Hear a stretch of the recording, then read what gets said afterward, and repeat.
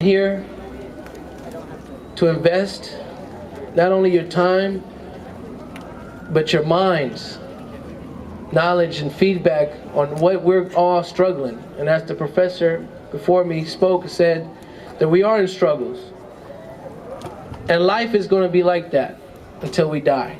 Then we'll be able to rest in peace. But what I want to talk about today, a few things, is prisons and schools. Which are important to you? I can't hear you. All right.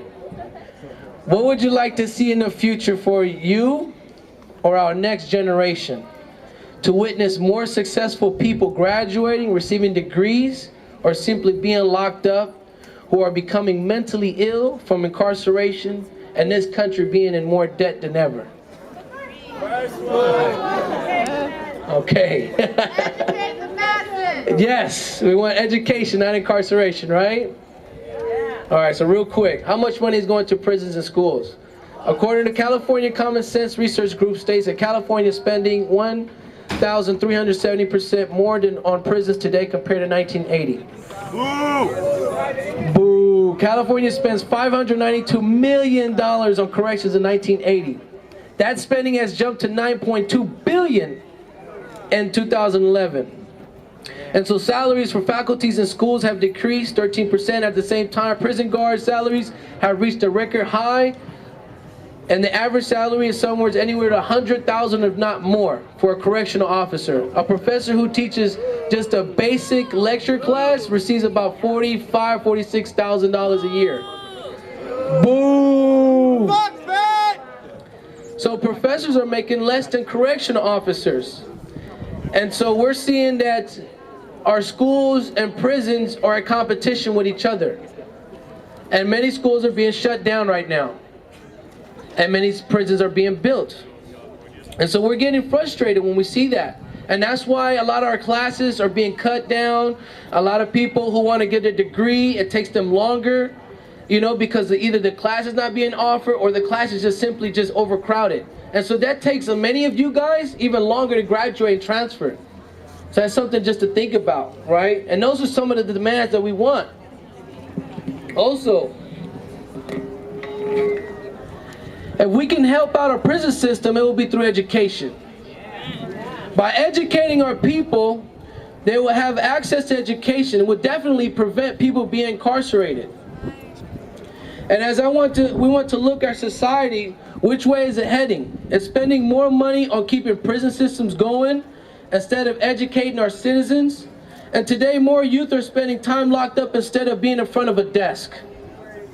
This is happening now, and the age range of people incarcerated are the ages between 20 and 24.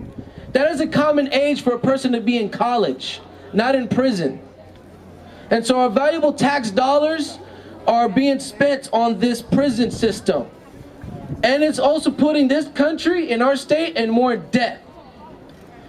And so I wanted to give a real brief. I was born and raised here in San Francisco. Love this city, love the weather, love the people. Born and raised also in the Mission District, where it's been real tough. And for me growing up here, I was exposed to gangs and I sold drugs before.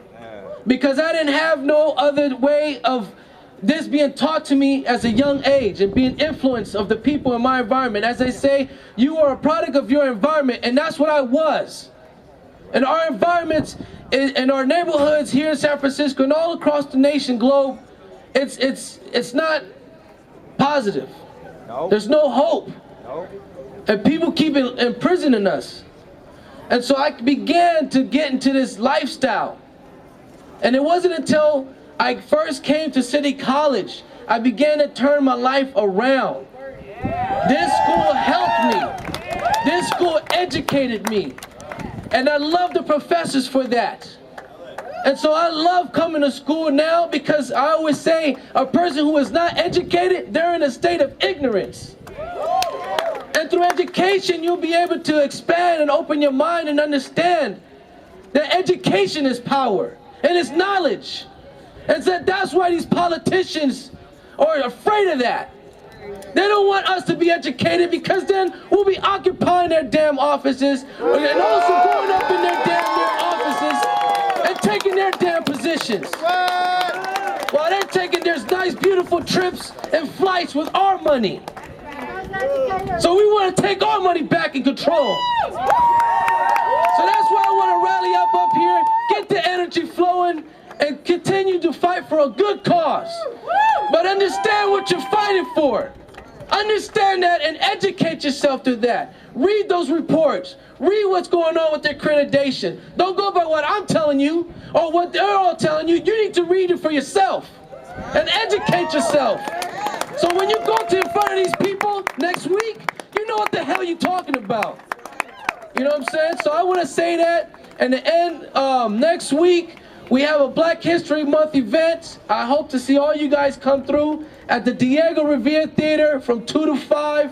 We're going to talk about different knowledge of Timbuktu, of the Nation of Islam, and Africa's presence before Christopher Columbus. This is also knowledge that we want to educate. So kind of, level down the stress. You know what I'm saying? We also want to have a nice, peaceful week. So next week, Tuesday, 2 to 5.